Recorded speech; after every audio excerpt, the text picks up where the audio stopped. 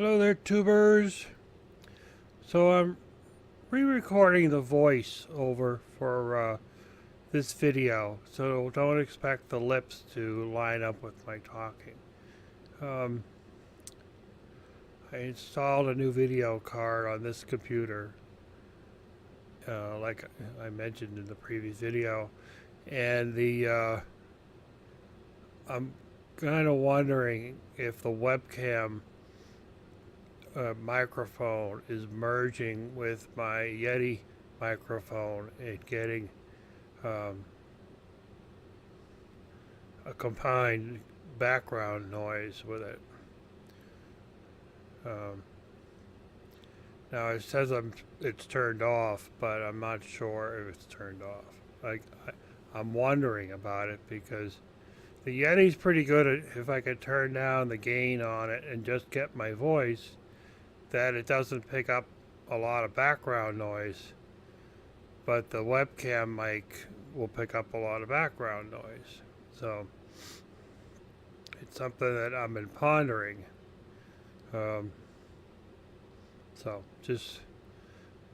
the last video actually had a lot of background noise in it. It was kind of hard to understand it, which when I didn't listen to it. It was shoot from the hip video and post, which apparently I shouldn't do anymore at all. But so anywho, I've been wondering about Bitcoin. Someone suggested that I should look into it and invest into it, but don't invest in more money that you wish to lose, like on the lottery. And I don't actually buy lottery tickets all that much anymore. I rarely ever get anything out of it at all. But so I was thinking about back in the 90s, they had this thing called the SETI project. And the SETI project was a search for extraterrestrial intelligence project, in which they used the screensaver program that people would have on their computers to combine with other computers that go into screensaver to together create like a supercomputer to do the computations that's required to look at galaxies out there and compute which ones are inhabitable and which ones are not. So, it was explained to me when I was at a university servicing their printer. Some of you know that I used to service these massive digital printing units, roll feeds and binders and stuff. So they were explaining it to me, and I thought that was kind of cool. A lot of times back in the 90s, universities, they had, of course, all the computers all networked and hooked up, and they were always online, and so that's where they had probably targeted the attention. So when I've been looking into Bitcoin lately, that's what I imagine is what has been explained to me is what the Bitcoin mining rigs are doing. They're combining their offline, not offline, but not in use computers with that are connected to the web and turned on, are going to compute calculations for hopefully the greater good. So people have been investing in, initially the thought would probably be along, if I look at it from a high-end humanitarian effort, most people that leave their computers connected and turned on and at idle could run these programs and get something in return. But over the last several years, this has developed into people that just buy computers with multiple video cards and large video cards like 8 to 16 gigabytes, and put on, 8 cards onto one CPU if you have enough slots to support it. And they build these rigs and they connect them to the internet, and they just sit there and run all day long. And in turn, they will get Bitcoin or some kind of crypto electronic currency given back to them for their computations.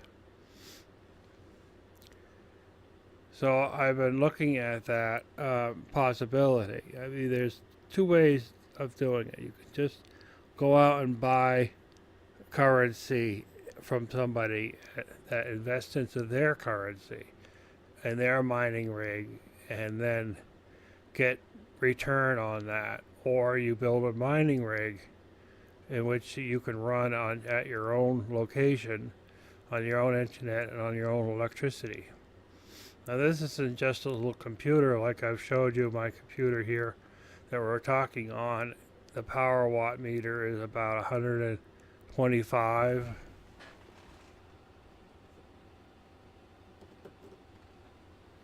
Well, right now it's 144, and it's probably, it's gone up. It was running about 125, so it's gone up that 20 watts since I put in the new board. Now that's adding 3 gigs to it, and I've added 20 watts to the power supply. So if you're adding multiple rigs, you're going to generate more. And it's not only using power from the internet, you're also generating heat from the rigs. And many of these rigs are generating somewhere in the upwards of 1,500 watts of related to like an electric heater. And there's also noise from all the fans. So I mean, there's what you're getting is, if you're running in a cold environment, you got a heater, which is going to equate into something as far as electricity is concerned. If you're running it in the summertime, now you're running an air conditioner to compensate for it. Or you move it out into the barn.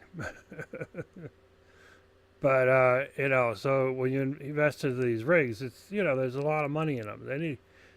This cryptocurrency fad or era has been pushing the high-end cards into a higher price range because people are buying them to use them to generate money, which in turn they're using it for their business. And when you say business with any kind of product, it usually means that the price goes up. So,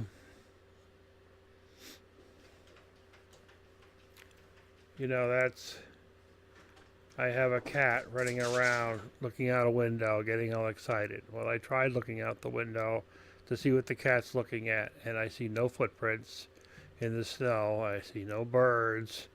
So I don't know what he's freaking out about, but at any rate,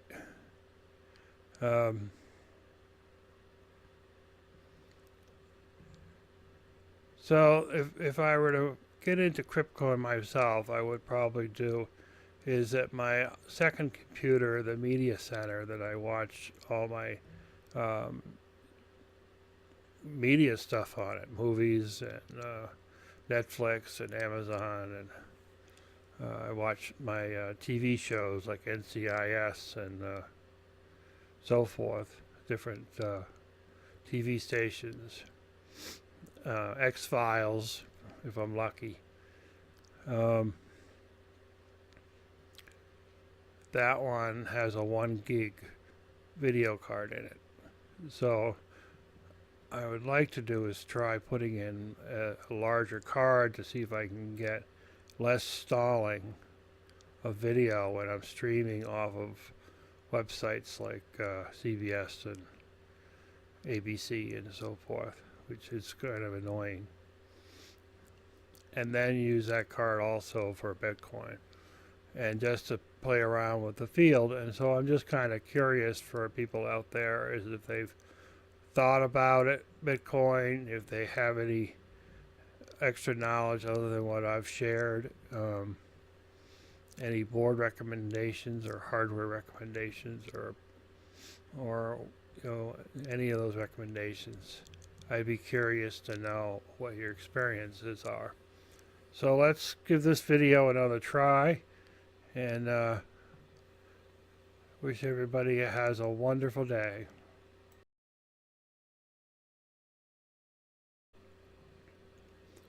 Peaceful enough for all.